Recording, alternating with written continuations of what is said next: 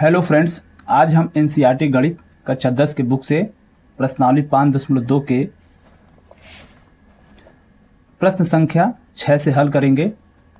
प्रश्न संख्या 1 से 5 तक का हल हमने पिछले वीडियो में करा रखा है, जिसका लिंक आपको डिस्क्रिप्शन में मिल जाएगा। तो इसके 6वें प्रश्न में कह रहा है, क्या AP 11,8,5,2 का एक पद -150 है, क्यों?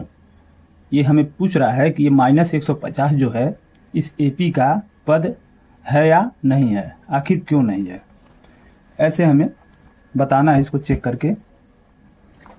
तो ये प्रश्न संख्या 6 है। हमारा यहाँ पर AP दिया है 11,8,5,2। इस तरीके से ये श्रेणी चल रही है। तो इसमें हम देख रहे हैं इसका प्रथम पद A बराबर 11 है, तो D हमारा क्या हो जाएगा, सार्व अंतर। D बराबर हम 8 में से 11 को घटा देंगे, तो ये हो जाएगा -3। ये हमारा सार्व अंतर निकल गया। तो हम मान लेते हैं यहाँ पर AN बराबर क्या ले लेते हैं, -150। तो AN का फार्मूला क्या है, A + n-1 इंटू D बराबर -150। A की जगह पर क्या रखेंगे, ये 11 रखेंगे, प्लस n-1 और D की जगह पर -3 रखेंगे, बराबर -150। 11 को हम पाछांतर करेंगे तो n-1 और ये -3 बराबर -150 है, तो ये दूसरे तरफ जाएगा तो -11 हो जाएगा। यहाँ पर n-1 और -3 बराबर, ये दोनों चिन्ह समान है तो इसे जोड़ेंगे, 0 और 1 हो जाएगा, 5 1 6, और यहाँ पर ये 1 यानी -161 होगा। -3 को पाछांतर करेंगे तो n-1 बराबर -161 बटे -3। अब यहाँ पर हम क्या करते हैं, इसको काटेंगे, तो ये कटेगा नहीं, इसे लिख सकते हैं n-1 बराबर माइनस हट जाएगा 161 बटे 3। अब ये माइनस को पाछांतर करेंगे तो n बराबर 161, ये 161 बटे 3 है, तो ये दूसरे तरफ जाएगा तो प्लस के 1 हो जाएगा। अब इसे हम जोड़ लेंगे तो n बराबर ये 161, ये 3 1 कम 3 बटे 3। अब ये n बराबर, इसे जोड़ेंगे तो 164 हो जाएगा बटे 3। अब 3 से अगर हम 164 को काटें तो ये कटेगा नहीं, तो इसको यहीं पर छोड़ देते हैं। अब ये देख रहे हैं कि n बराबर जो है 164 बटे 3 आया, जो कि पूर्णांक संख्या नहीं है, तो इसलिए ये -150 जो है इस श्रेणी का कोई पद नहीं है। तो यहाँ पे लिखेंगे -150, ये AP का कोई पद नहीं है। तो आखिर क्यों नहीं है, तो यहाँ पे लिखेंगे क्योंकि n जो है पूर्णांक संख्या नहीं है। ये n जो है हमारा पूर्णांक संख्या नहीं है, इसलिए -150 इस AP का कोई पद नहीं है। इस प्रकार हम 7वें प्रश्न पर आते हैं, जिसमें दिया है उस AP का 31वां पद ज्ञात कीजिए। हमें 31वां पद ज्ञात करना है जिसका 11वां पद 38 और 16वां पद 73 हो।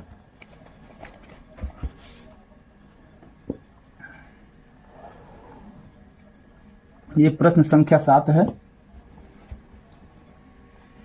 यहाँ पर दिया है 11वां पद, 11वां पद, यानी 11वें पद को क्या लिखेंगे हम, A11। ये कितना दिया है आपका 11वां पद, 38। तो 11वें पद को हम क्या लिख सकते हैं, A + 10 D बराबर 38। इसे हम समीकरण 1 मान लेंगे। फिर यहाँ पर दिया है 16वां पद, 16वां पद बराबर दिया है 73। तो 16वें पद को हम क्या लिखेंगे, a प्लस 15d बराबर 73। इसे हम समीकरण 2 मानेंगे। अब समीकरण 1 और समीकरण 2 को हम हल करेंगे। तो हल कैसे करेंगे, समीकरण 2 से समीकरण 1 को घटा देंगे। तो यहाँ पर लिखेंगे समीकरण 2 से समीकरण 1 को घटाने पर, तो समीकरण 2 में से समीकरण 1 को घटाएंगे, a में से a घटेगा तो 0 बचेगा, और 15d में से 10d घटेगा तो ये 5d बचेगा, और बराबर ये 73 में से हम 38 को घटाएंगे तो 13 में से 8 निकल जाएगा 5, और यहाँ पर 6 बचा, 6 में से 3 निकालेंगे तो ये 3। तो यहाँ पर d बराबर 35/5 हो जाएगा, तो 5 सते 35, यानी d का मान आ गया आपका 7। ये जो है हमारा सार्व अंतर है। अब हम क्या करते हैं, समीकरण 1 में या समीकरण 2 में हम d का मान रख देंगे। यहाँ आप लिखेंगे समीकरण 1 में d का मान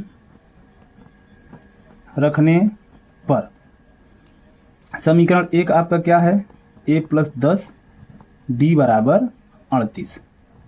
अब यहाँ पर a प्लस 10 गुणे d के जगह क्या रखेंगे आप, 7 रखेंगे, बराबर 38।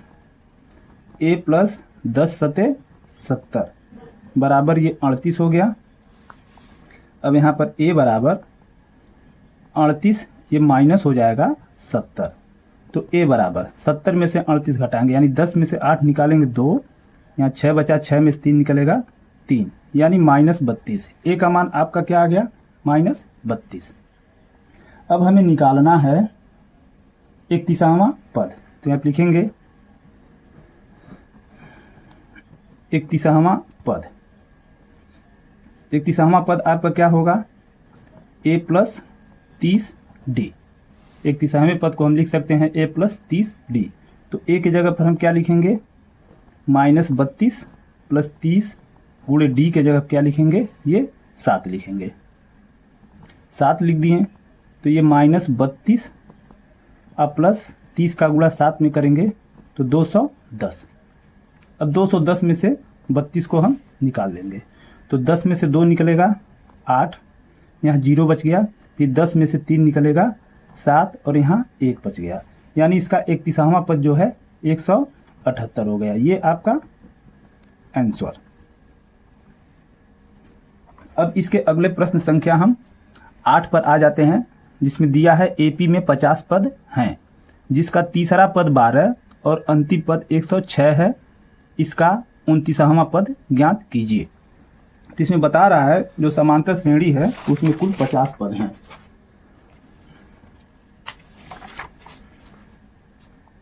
ये प्रश्न संख्या 8 है। तो यहाँ पर पदों की संख्या यानी n बराबर कितना दिया है, 50, और इसमें दिया है तीसरा पद,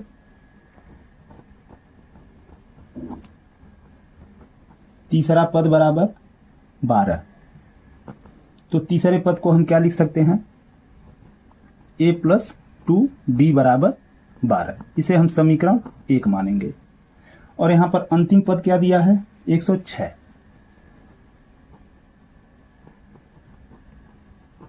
अंतिम पद यानी यल बराबर 106। तो अंतिम पद का फार्मूला, यल का फार्मूला क्या होता है, a plus n-1 into D बराबर 106।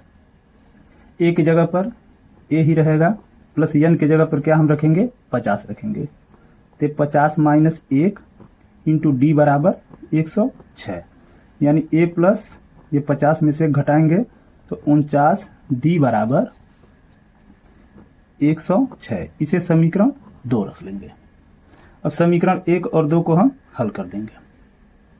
तो क्या यहाँ पर लिखेंगे, समीकरण 2 से समीकरण 1 को घटाने पर लिखते हैं समीकरण 1 को समीकरण 2 से घटाने पर। तो यहाँ पर ए में से, ये समीकरण आपका 2 है, ये समीकरण 1 है, तो ए में से ए को घटाएंगे तो ये 0 आ जाएगा। 49 डी में से 2 डी को घटाएंगे तो ये 47 डी आ जाएगा, बराबर 106 में से हम 12 को घटाते हैं तो 6 में से 2 निकल जाएगा 4, और ये 10 में से 1 निकलेगा 9, यानी ये 94 हो जाएगा।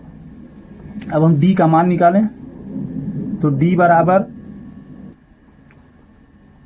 94/47 होगा। अब 47 तो 94 को काटेंगे तो ये 2 बार में कटेगा, यानी डी का मान आ जाएगा आपका 2। तो ये हमारा सार्व अंतर हो गया। अब डी का मान हम समीकरण 1 में या तो समीकरण 2 में रखेंगे, तो यहाँ पे लिखते हैं समीकरण 1 में डी का मान रखने पर, तो समीकरण 1 क्या है, a + 2d बराबर 12। a + 2 गुणे d के जगह पर हम रखेंगे 2 बराबर 12, तो a + 2 का गुणा 2 में 4 बराबर 12। a बराबर ये 12 - 4 हो जाएगा, तो a बराबर 12 में से 4 को घटाएंगे 8। ये आपका a का मान निकल गया। अब हमें क्या निकालना है इसमें, 29वां पद, तो यहाँ लिखेंगे 29वां पद। तो 29वां पद को क्या लिख सकते हैं हम, a + 28d, यानी जितना पूछता है उससे 1 कम। 29वां पद पूछ रहा है तो 29 से 1 कम यानी 28d। तो a की जगह क्या लिखेंगे, ये 8 + 28 गुणे d के जगह पर क्या रखेंगे, यहाँ पर d का मान आया है 2, तो d के जगह पर हम 2 रख देते हैं। तो ये 8 + 28 में 2 का गुणा 56। अब 56 में हम 8 को जोड़ेंगे तो 8 और 6 14 को 4 और 5 6 यानी 64। आपका 29वां पद क्या आएगा, 64। ये आंसर हो गया। अगर आपको प्रश्न एक बार में नहीं समझ में आता है तो वीडियो को दोबारा देखें। अब हम आ जाते हैं इसके अगले प्रश्न पर, जो प्रश्न संख्या 9 है। इसमें दिया है यदि किसी एपी के तीसरे और 9वें पद क्रमशः 4 और -8 हैं तो इसका कौन सा पद शून्य होगा। हमें पूछ रहा है इसमें एपी में कौन सा पद शून्य होगा, उसको ज्ञात करना है।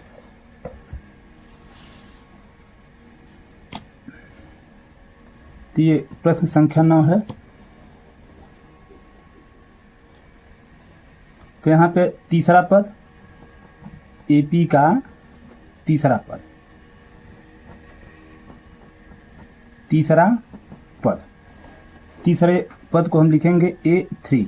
A3 हमारा क्या दिया है, 4, यानी तीसरा पद आपका 4 है। तो A3 को हम क्या लिख सकते हैं, a + 2d बराबर 4। ये समीकरण 1 मान लेते हैं इसको। फिर इसमें दिया है 9वां पद, 9वां पद यानी A9 बराबर, यहाँ पर दे दिया है -8। तो A9 के जगह लिखेंगे a + 8d बराबर -8। इसे समीकरण 2 मान लेंगे। अब यहाँ पर हम क्या करेंगे, समीकरण 2 में समीकरण 1 को घटाएंगे। समीकरण 2 से समीकरण 1 को घटाने पर, तो यहाँ पर a में से a को घटाएंगे तो 0, और 8d में से 2d को घटाएंगे तो 6d होगा, बराबर -8 में हम ये 4 को घटाएंगे, यानी ये आपका -8 है, और -4 को घटाएंगे तो क्या मिलेगा आपका, -12। तो इसमें -8 में से 4 को घटाएंगे तो -12 मिलेगा। अब यहाँ पर d बराबर 6 को पाछांतर करेंगे तो -12/6, यानी 6 दूना 12। तो d का मान क्या आ गया आपका, d बराबर -2। ये सार्व अंतर है। अब हम ये d का मान जो है समीकरण 1 में रख देंगे। तो यहाँ पर लिखेंगे समीकरण 1 में d का मान रखने पर। तो समीकरण एक आपका क्या है, a प्लस 2d बराबर 4। इसी में हमें d का मान रखना है, a प्लस 2d बराबर 4। तो a प्लस 2 गुणे d के जगह क्या रखेंगे हम, माइनस के 2 बराबर 4। अब यहाँ पर a प्लस का गुणा माइनस में होगा तो माइनस, और 2 दूना 4 बराबर 4। a बराबर -4 को पाछांतर करेंगे तो 4 प्लस 4 होगा, यानी a बराबर हमारा आ गया 8। तो ये हमारा पहला पद हो जाएगा, a का मान निकल गया। अब यहाँ पर पूछ रहा है कौन सा पद शून्य है, तो हम मान लेते हैं यनमा पद शून्य है। लिखेंगे माना an बराबर 0। तो an के जगह पर फार्मूला लिखेंगे a plus n minus 1 into D बराबर 0। a के जगह पर हम लिखेंगे 8। यहाँ पर देखिए a का मान 8 आया है, और d के जगह लिखेंगे -2। तो यहाँ पर 8 प्लस n के जगह पर n, क्योंकि n का मान हमें बताना है, -1 इंटू डी के जगह पर लिखेंगे -2 बराबर 0।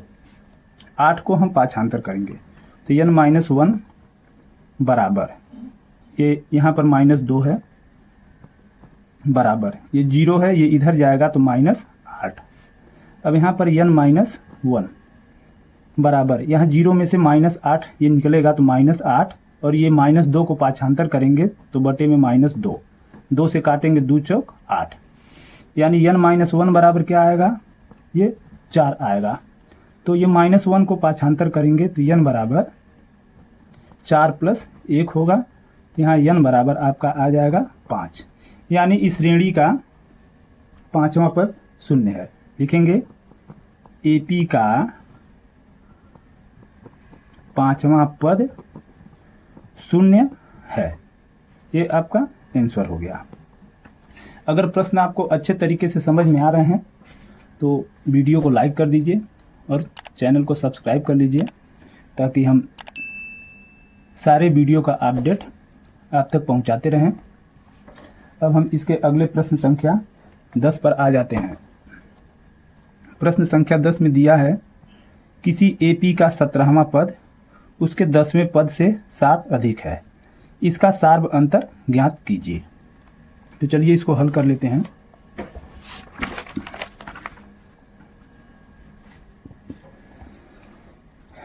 ये प्रश्न संख्या 10, इसमें हम मान लेते हैं, माना प्रथम पद बराबर a और सार्व अंतर बराबर d। तो इसमें कह रहा है प्रश्नानुसार इसमें 17वां पद 10वें पद से 7 अधिक है, तो यानी a17 ये जो है 10वें पद, यानी ये a10 से क्या है, ये 7 अधिक है। तो 17वां पद के जगह पर हम क्या लिखेंगे, a प्लस 16d बराबर 10वें पद के जगह पर a प्लस 9d और प्लस 7। अब यहाँ पर हम a से a को काट देंगे और ये 16d है, 9 को पाछांतर करेंगे तो -9d बराबर 7। अब यहाँ पर 16 में से 9d को हम घटाएंगे तो ये 7d बराबर 7 होगा, और d बराबर पाछांतर करेंगे तो 7/7, 7 से 7 को काटेंगे एक बार में तो ये d बराबर क्या आ गया, आपका 1 आ गया। तो हमें कह रहा था सार्व अंतर ज्ञात कीजिए, तो यहाँ पर सार्व अंतर आपका क्या हो जाएगा, d बराबर 1, ये आंसर हो गया। अब हम इसके अगले प्रश्न संख्या 11 पर आ जाते हैं, जिसमें कह रहा है AP 3, 15, 27, 39 का कौन सा पद 54वें पद से 132 अधिक होगा। यहाँ पर हमें n का मान पूछ रहा है। तो ये प्रश्न संख्या है आपका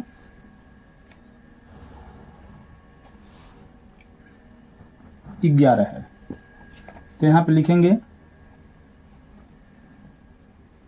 ये माना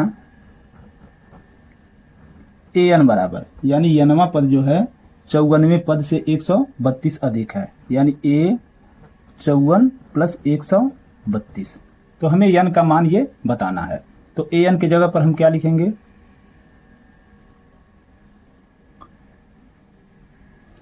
यहाँ पर हमने इस श्रेणी को लिखा ही नहीं, तो चलिए इसको लिख लेते हैं पहले, तब हल करेंगे। जो श्रेणी है हमारा 3 है, 15, 27 और 39, इस तरीके से ये श्रेणी है। इसमें प्रथम पद ये a बराबर कितना है, 3 है, और d बराबर कितना होगा, 15 में से 3 को घटाएंगे तो ये आ जाएगा आपका 12। ये जो है हमारा d का मान हो गया। अब यहाँ पर an की जगह पर हम लिखेंगे a plus n minus 1 into D, और 54 पद की जगह पर क्या लिखेंगे, ये 54 से 1 कम यानी a प्लस 53 d, और ये प्लस 132। अब यहाँ पर a की जगह पर हम क्या रख देंगे, 3, a की जगह 3 रखेंगे, प्लस n माइनस 1, और d की जगह पर हम लिखेंगे 12। तो ये 12 हो गया, बराबर a की जगह पर हम 3 रखेंगे, प्लस 53 गुणे d की जगह पर 12, और प्लस 132। अब यहाँ पर ये 3 प्लस n माइनस 1 और ये 12 हो गया, बराबर ये 3 प्लस 53 में 12 का गुणा करेंगे तो 12 तियाँ 36, अब 12 पचे 60, 60 और 3 63, यानी 636 हो जाएगा, और प्लस 132।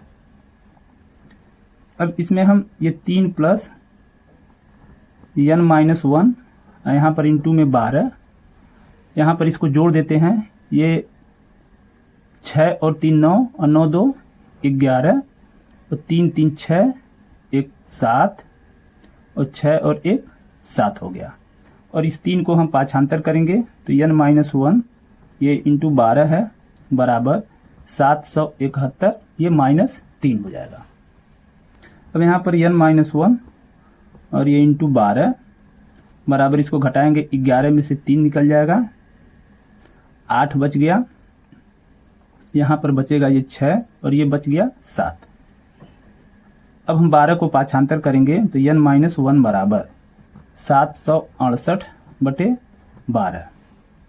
अब 12 से 768 को काटेंगे तो ये 12 छाक 72, यहाँ पर 4 बचा, और 12 चौक 48, यानी ये 64 बार में कट जाएगा। तो ये n माइनस 1 बराबर आ गया आपका 64, और n बराबर ये 1 को पाछांतर करेंगे तो 64 प्लस 1 होगा, यानी n बराबर 65, यानी ये आपका 65वां पद जो है 54वें पद से 132 अधिक है। ये आपका आंसर होगा। अब हम इसके 12वें प्रश्न पर आ जाते हैं, जिसमें दिया है 2 समांतर श्रेणियों का सार्व अंतर समान है। यदि इसके 100वें पदों का अंतर 100 है तो इनके 1000वें पदों का अंतर क्या होगा। इसमें 1000वें पदों का अंतर पूछ रहा है, तो यहाँ पर लिखेंगे, ये प्रश्न संख्या है आपका 12। माना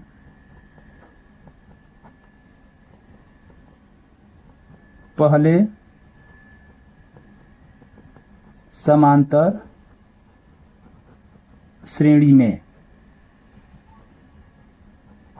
प्रथम पद बराबर a और सार्व अंतर बराबर d। फिर दूसरे समांतर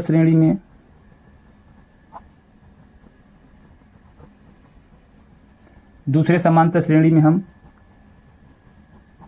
प्रथम पद बराबर p मान लेते हैं, प्रथम पद p मान लेते हैं, और सार्व अंतर बराबर d ही मानेंगे, क्योंकि इस प्रश्न में दिया है कि इसका सार्व अंतर बराबर है। यहाँ पे लिख दें ब्रैकेट में, चूंकि सार्व अंतर समान है, दोनों श्रेणी का सार्व अंतर समान है। अब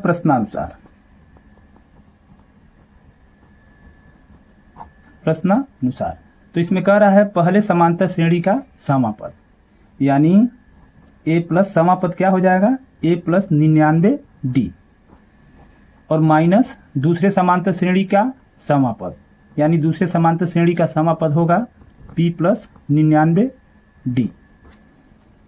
दोनों का अंतर कितना है, 100 दिया है। दोनों का अंतर जो है 100 दिया है। अब इसमें ब्रैकेट को हम खोलते हैं, तो a प्लस 99d, ये ब्रैकेट को खोलेंगे तो माइनस p और माइनस 99d बराबर 100। 99d से 99d कटेगा क्योंकि एक प्लस में है एक माइनस में है। यहाँ मिलेगा क्या, a माइनस p बराबर 100। इसे लिखेंगे a माइनस p बराबर 100। इसे हम समीकरण 1 मान लेते हैं। फिर यहाँ पर कह रहा है 1000वें पद का अंतर हमें ज्ञात करना है। अब 1000वें पद का अंतर, तो 1000वें पद का अंतर हम निकालेंगे। तो 1000वें पद को क्या लिख सकते हैं, इसी प्रकार से जैसे यहाँ पर हम लिखे हैं। तो 1000वां पद क्या होगा, a प्लस 999d, अब माइनस p प्लस 999d। अब इसे हम ब्रैकेट खोलें तो a प्लस 999d और माइनस p प्लस, ये माइनस हो जाएगा 999d। अब यहाँ पर प्लस 999d मिला और यहाँ पर ये माइनस 999d, तो ये दोनों कट जाएगा। यहाँ पर मिला क्या, a माइनस p, मिल गया a माइनस p। अब a माइनस p के जगह पर हम क्या लिख सकते हैं, देखिए a माइनस p बराबर 100। इसके जगह पर हम क्या लिखेंगे, 100, किससे, समीकरण 1 से। तो यहाँ पर इसके 1000वें पद का अंतर क्या हो जाएगा, 100। ये आपका आंसर है। अब हम इसके अगले प्रश्न संख्या 13 पर आ जाते हैं, जिसमें कह रहा है 3 अंकों वाली कितनी संख्याएं 7 से विभाज्य है। बहुत ही इंपॉर्टेंट प्रश्न है, तो इसको हम ज्ञात करेंगे।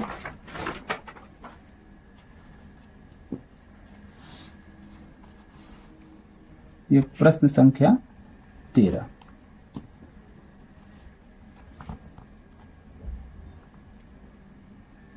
यहां पर लिखेंगे 3 अंकों वाली 7 से विभाज्य संख्या। अब हमें ऐसी संख्या को लिखना है जिसमें 3 अंक हो और वह 7 से विभाजित हो। तो हमारा पहली संख्या क्या हो जाएगा, 105। अब 105 में इसमें 3 अंक हैं और ये 105 जो है 7 से विभाजित हो जाएगा। अब इसी 105 में हम 7 जोड़ेंगे तो ये हो जाएगा 112। 112 इसमें भी 3 अंक हैं और ये भी संख्या 7 से विभाजित है। फिर इसमें हम 7 को जोड़ देंगे तो यहाँ पर मिल जाएगा 119। इस प्रकार से ये संख्या जा रही है। तो हमारा लास्ट वाला 3 अंक की संख्या क्या होगी जो 7 से विभाज्य होगी, वह संख्या होगी 994। ये 994 जो है 7 से विभाजित भी है और इसमें 3 अंक भी हैं। तो हमें ये बताना है कि इसमें कितनी संख्या है। तो यहाँ पर हम देखते हैं a बराबर क्या है, प्रथम पद 105 है। अब d बराबर क्या है, दूसरे पद में से हम 105 को घटाएं, यानी 112 में से 105 को घटाएंगे तो ये 7 हमें प्राप्त हो जाएगा। ये d का मान ज्ञात हो गया। ये हमारा अंतिम पद है, यानी अंतिम पद यल बराबर क्या है, 994। अब यल की जगह पर क्या लिखेंगे, a plus n minus 1 into D बराबर 994। अब a की जगह पर क्या लिखेंगे, 105 प्लस n माइनस 1 और d की जगह पर लिखेंगे 7 बराबर 994। 105 को पाछांतर करेंगे तो n माइनस 1 और यहाँ पर 7 गुणे में बराबर 994 और माइनस 5। अब ये n-1 गुणे में 7 घटा देते हैं, 14 में से 5 निकलेगा 9, यहाँ 8 बच गया और 9 में से 1 निकलेगा तो ये 8 हो जाएगा। अब 7 को पाछांतर करेंगे तो n-1 बराबर 889/7। अब इसे 7 से हम काट देते हैं, 7 एक कम 7, 1 बचा 18 हो गया।